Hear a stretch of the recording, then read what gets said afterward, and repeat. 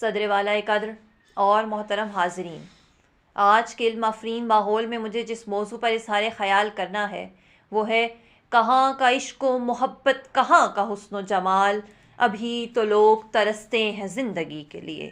جناب والا، یہ شعر گہرے کرب اور درد کو اپنے اندر سموئے ہوئے ہے۔ یوں نظر آتا ہے کہ جیسے صدیوں کی آفاقی سچائی نے اس شعر کا لبادہ اوڑھ لیا ہو۔ ملال انگیز ساتوں نے مستقل طور پر ہمارے عہد کو اپنی لپیٹ میں لے لیا ہو۔ زوال و ادبار نے ہمیشہ ہمیشہ کے لیے اپنے پنجے گاڑ دیے ہوں۔ حسن و عشق قصہ ماضی کے فسانے بن گئے ہیں اور بول حواسی اور ریاکاری نے اپنا تلسم پھیلا دیا ہو۔ گوشت پوشت کا بنا ہوا انسان مشینی دور میں پس رہا ہو۔ شرمندگی اپنا مقدر اور باوقار زندگی خواب بن گئی ہو۔ ایسے دور میں ایک حساس دل چیخ اٹھتا ہے کہ ہونٹ خاموش ہے، ایک مرگ کا سناٹا ہے۔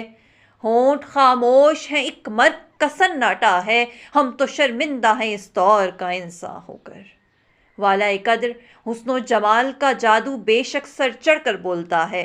حسن و جمال کی لطافتوں سے دلوں کے گلستان مہکتے اور زندگی کے شگوفے چٹکتے ہیں۔ حسن قدرت کا انداز زیبائی ہے، جلوہ رانائی ہے، روح کا قرار ہے، غموں کی دھوپ میں جھلنے والوں کے لیے سایہ بہار ہے۔ حسن بزم ہستی کا نکھار ہے اور حسین حسین خواہشات کی قبولیت کا اظہار ہے۔ حاضرین کرام، تاریخ ہستی شاہد ہے کہ حسن و جمال کی دل آویزیوں سے عشق و محبت زندگی پاتے ہیں، اور پھر یہ عشق و محبت کے جذبات بلا خیز ہیں جن سے امنگیں جوان ہوتی اور جذبات شوق ہمالیہ کی چوٹیوں کو سر کرنے کے لیے آمادہ عمل ہوتے ہیں۔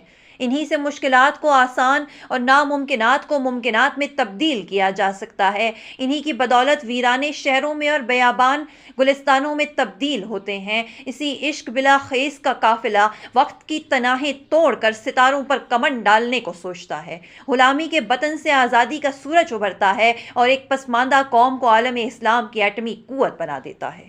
لیکن جناب صدر، عشق و محبت کی بلا خیزی اپنی جگہ، حسن و جمال کی جاذبیت اپنی جگہ، لیکن اصل حقیقت بدستور کربناک کیفیت سے آگاہ کر رہی ہے کہ ابھی بھی لوگ ترستے ہیں زندگی کے لیے۔ ہم حسن و جمال اور عشق و محبت کا تذکرہ تو کرتے ہیں، لیکن زندگی کے بحر بے کنار کی ایک بوند کے لیے ترسنے والے انسانوں کی ناکام حسرتوں کو بھول جاتے ہیں۔ یہ زندگی بھی کوئی زندگی ہے جس میں انسانیت شرم سے منہ چھپا رہی ہے؟ ہم نے جس نام نہاد زندگی کی سلیب اپنے کاندھوں پر اٹھا رکھی ہے، کیا ہم نے کبھی اس سلیب کی کربناکی کو محسوس کیا ہے؟ زندگی انسانیت سے عبارت ہے، لیکن انسانیت اس وقت دم توڑ دیتی ہے جب انسانوں کی زندگی کے اسباب مفلسی کی گرد میں گم ہو جاتے ہیں۔ لرز لرز کر جینا، موت کے بھیانک سایوں تلے جینا، بلکتے ہوئے جذبے، ویران آنکھوں اور مرگ نگہانی اور فاقہ کشی کے پہاڑ تلے دب کر جینا بھی کوئی زندگی ہے؟ یہ شاہراہیں اسی واسطے بنی تھی کیا کہ ان پر دیس کی جنتا سسک سسک کے مرے؟ زمین نے کیا اس کارن اناج اگلا تھا کہ نسل آدم و ہوا بلک بلک کے مرے؟ جناب والا، اس ایوان سے نکل کر ذرا ان لوگوں تک جائیے جنہیں عوام کہا جاتا ہے اور جنہوں نے فاقہ کشی کے ہاتھوں موت پر زندگی کی تہمت سجا رکھی ہے۔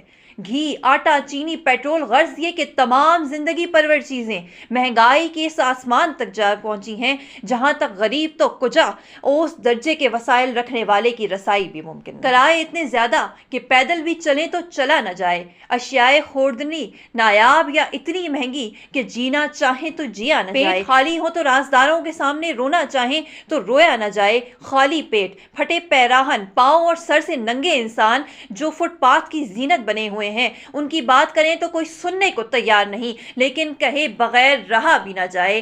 کیا یہی وہ مستقبل ہے جس کے خواب ہم نے آنکھوں میں سجا رکھے تھے؟ یہی زندگی ہے جس کے لیے حسن و جمال کا خراج مانگ رہے تھے؟ جناب صدر، آج مائیں اپنے بچے بیچ رہی ہیں، خودکشی قومی نشان بنتی جا رہی ہے، غریب خود سوزی کر رہے ہیں۔ کہتے ہیں کہ بغداد لٹا تھا جب دمشق ویران ہوا تھا، جب فلسطین، عراق اور بوسنیا میں لاشوں کے انبار سجے تھے، تو اس وقت بھی مائیں اپنے جگر پاروں کو بیچ کر زندگی کی خیرات مانگ رہی تھیں۔ جنگ عظیم اول اور دوم کو دیکھیں تو انسانیت اپنی قبریں کھودتی نظر آتی ہے۔ شیخ سعدی کے بقول جب انسان روٹی کے ایک لقمے کو ترس رہا ہو تو وہ حسن و جمال کو دیکھے یا روٹی کو؟ معلوم نہیں۔ گزشتہ ادوار سے اب تک ذلت و خواری کے مظاہر میں کس کس نے اپنے آنسوؤں کو ساحر کی زبان دی ہوگی۔ انسان کی قیمت گرنے لگی، اجناس کے بھاؤ چڑھنے لگے، چوپال کی رونق بڑھنے لگی، بھرتی کے دفاتر بڑھنے لگے، دھول اڑنے لگی بازاروں میں، بھوک اگنے لگی کھلیانوں میں، ہر چیز دکانوں سے اٹھ کر روپوش ہوئی تہخانوں میں، افلاس زدہ انسانوں کے حل بیل بکے، کھلیان بکے، جینے کی تمنا کے ہاتھوں جینے کے سب سامان بکے۔ جناب والا، اگر ہمیں زندہ رہنا ہے تو آئیے ہم زندگی کا سراغ لگائیں، وہ زندگی جو اصحاب ثروت اور صاحبان اقتدار کے کاخ و ایوان کی زینت بنی ہوئی ہے، لیکن ہمارے مقدر میں تو سسکنا ہی ہے۔ عصر حاضر نے ہمیں کیا کچھ نہیں دیا؟ یہ خودکش حملے، مساجد، مقابر اور مقدس درگاہوں کا لٹتا ہوا تقدس، غربت و افلاس کا آخری نقطہ عروج۔ اب تک موت سستی تھی، لیکن زہر بھی نایاب ہو گیا تو جینا روز محشر سے کم دردناک نہ ہوگا۔ ان سے پوچھو جو مر مر کے جیتے ہیں اس تمنا میں کہ شاید ہی کل روز محشر بپا ہو جائے۔ صدر محترم، ہمارے بہت سے دانشور تو عصر حاضر کو انسانیت کی معراج قرار دے رہے ہیں، لیکن یہ کیسی معراج ہے کہ چاروں طرف سسکیاں ہیں، آہیں ہیں، نالہ و فریاد ہے، غربت و افلاس کے پھنکارتے ہوئے افریت ہیں، بدحالی، بیکاری، قتل و غارت اور استبدادی طاقتوں کا ہماری مقدس سرحدوں پر دستک کا خوف ہے۔ ہم نے تو لوگوں کو مرگ ناگہانی دینے کے بہانے جنت کے ٹکٹ فروخت کرنے شروع کر دیے۔ اغوا برائے تاوان سے خوفزدہ والدین نے اپنے بچوں کو گھروں کے قید خانوں میں بند کر دیا ہے۔ جناب والا، میں ایسے دور پرآشوب میں خدا کی رحمت کے سہارے پھر سے زندگی کے خواب بنتی ہوں۔ کاش کوئی تو انسانیت کی سرفرازی کا پرچم اٹھا کے چلے، کاش کوئی تو فلک بوس محلات سے نیچے اترے، کوئی تو غربت بانٹتے ہوئے فٹ پاتھوں اور نان جوئیں کے ایک ٹکڑے کے لیے انسانوں کی جھگیوں کی طرف خلوص و محبت کی نظر سے دیکھے۔ اصحاب سیاست میں کوئی تو ایسا ہو جو ہمیں معیشت کی ترقی کی محض خوشخبری ہی نہ سنائے، بلکہ غریبوں کے پیٹوں پر بندھے ہوئے پتھر دیکھ کر شرم سے پانی پانی ہو جائے۔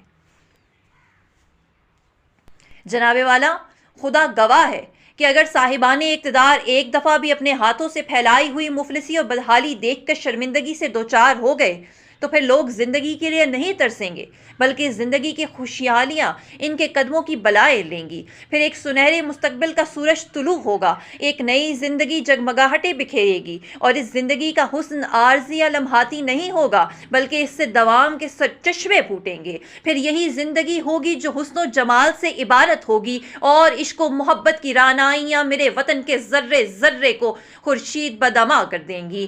میں اسی پیغام کے ساتھ اجازت چاہتی ہوں۔ قصر مرمر کی بلندی سے نظر کیا آئے گا؟